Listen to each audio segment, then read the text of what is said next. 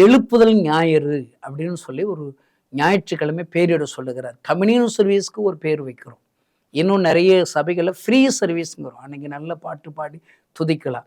நான் என்ன சொல்றேன், ஊழியத்துக்குன்னு ஒரு ஞாயிற்றுக்கிழமையை நீங்க ஒதுக்குங்க. சபையினால என்னங்க, சபை கூடி வருதல் என்ன? நம்ம மாட்டு கூடி நல்ல பாட்டு பாடி நல்ல அந்நிய பாஷை பேசி அங்கே நல்ல பிரசங்கம் கேட்டு போய் கறி மீன் முட்டையும் சாப்பிட்டு தின்னுட்டு தூங்குறது இல்லைங்க. நீங்க கற்றுக்கொண்ட பாடங்களை ருசி பார்த்து இயேசுவை பிறருக்கு அறிவிக்க வேண்டும் ஐயா. கிராமங்கள்ல போய் அறிவிக்கணும். அதுக்காக ஒரு ஞாயிறு, மாசத்துல ஒரு ஞாயிறு, முதல் ஞாயிற்றுக்கிழமை நீங்க ஒப்பு கொடுங்களேன்.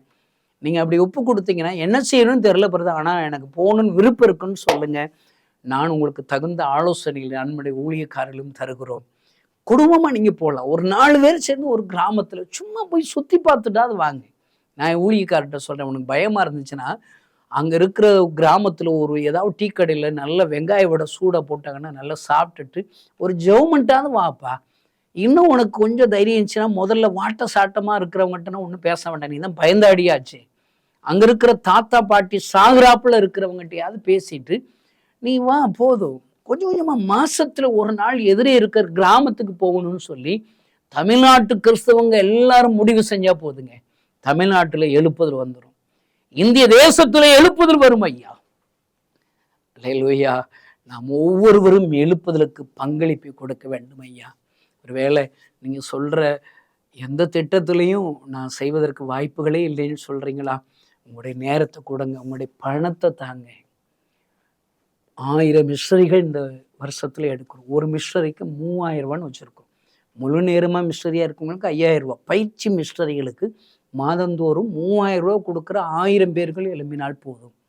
என்னால் 3000 கொடுக்க முடியலையா? ஒரு கிராமத்தில் ஊழியர் செய்யறதுக்கு ஒரு 1000 ரூபாய் உங்களுடைய பங்களிப்பாக நீங்கள் கொடுங்கள் ஐயா. அல்லேலூயா. இல்லை, இந்த வருஷத்துல 1,00,000 முழு பைபிள்கள் வாங்கி கொடுக்கணும்னு சொல்லி நாங்கள் இலக்கு வைத்திருக்கோம். தேவையுள்ளவர்களுக்கு ஆந்திராவில், ஒரிசாவில், நார்த்தில் இருக்கிற எல்லா 8 மாநிலங்களில் ஊழியர் செய்ய இந்தி பைபிள், தமிழ்நாட்டில் இருக்கிற அநேக கிராமத்து ஜனங்களுக்கு முழு பைபிள் வாங்கி கொடுக்குறோம்.